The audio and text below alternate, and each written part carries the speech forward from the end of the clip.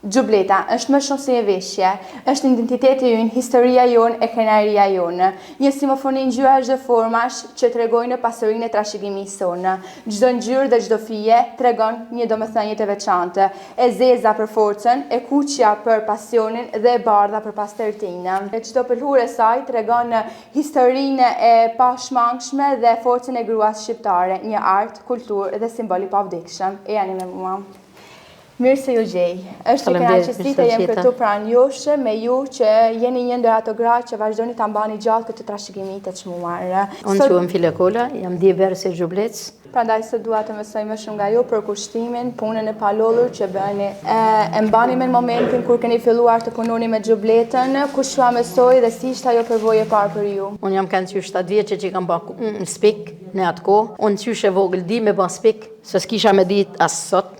Sa është punë shumë e shtirë. Edhe për bëmjen e xhublec, dhe me thanë qysh në atë kohë, është kam trujtun e trashëguar nga më të parat minja. Çfarë do të thotë për ju të punoni me xhubletën? Për mua do të thotë me punu me xhubletën, duket një punë shumë e bukur dhe e pa lanun ka vetë, për arsye se të punosh një diçka të vjetër, të ruajsh diçka, që ato kanë bërë me shumë vështirësi, nanat tona, gjyshat tona.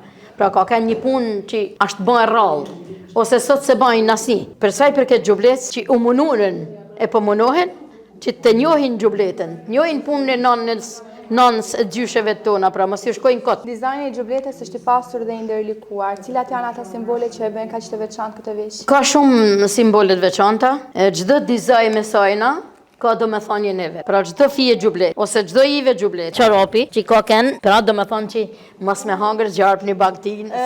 A ka ndonjë kujtim të veçantë që lidhet me xhubletën dhe do dëshironi ta ndani sot me ne? Ky kujtim i veçantë është për arsye se unë kam vesh xhubletën gati gjithmonë, jam martu me xhublet, në kongrese, në konferenca, kam kenë me xhublet. Kjo i kujtimi i bukur është për mua se jam kenë shumë e keq që xhubletat ka godit, ka bë të bukur edhe sa do e keq që ti është kenë.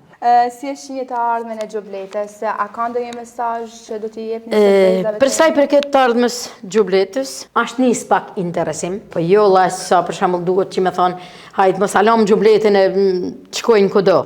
Ose mos e përmesin kush. Kjo është një veshje 4000 vjeçare, e din edhe ti si mas histori. Pra është veshja më e vjetër. Çfarë mesazhi do t'i përcjellni sot brezave të rinj? Brezave të rinj do t'ju përcjellni një mesazh krejt shkurt. Ju lutem, munonju punoni e xhubletën, mos shkojnë si pat nis me shkua. Pra xhubleta, inshallah po përfunon në UNESCO. Është nis, është gjatë rrugës, skua s'ka alo. Këto janë vajzat që punojnë, janë marrë me shprishjen e leshit, me lënurjen, me tjerjen, a zhurnumen punë, më vjen mirë. Pra puna me rruza, është shumë e shtirë, ose bëmja spikut, është gjaja më kryesore që është një material i domosdoshëm për xhubletën. Kjo është kapica që vetë në krye, 4-5 rruba, mëse na vjen bluza, krahol xhubletit i thonë kësajna. Kjo është gryksa, është pjesën vedin, kjo është postava. Por e mrapa. Xhubleta se ma që i kam dorë, kështu për e marrim edhe xhubletën pjesa mrapa në 2 valonat xhublec. Do me thonë është i bam shumë mirë. Ty bofqet e kuqja dhe e zeza, si mas rregullit. Kjo është e bame në vek, edhe kjo pjesa e pështjellakut sipër, pra quhen pështjellak të dy. Pra tana janë bame me dorë, me qëllim që të na dalë xhubletë e rregullt. Faleminderit. Faleminderit ty. Me këtë thirrje e përfunduam këtë intervistë. Faleminderit. Mirupafshim.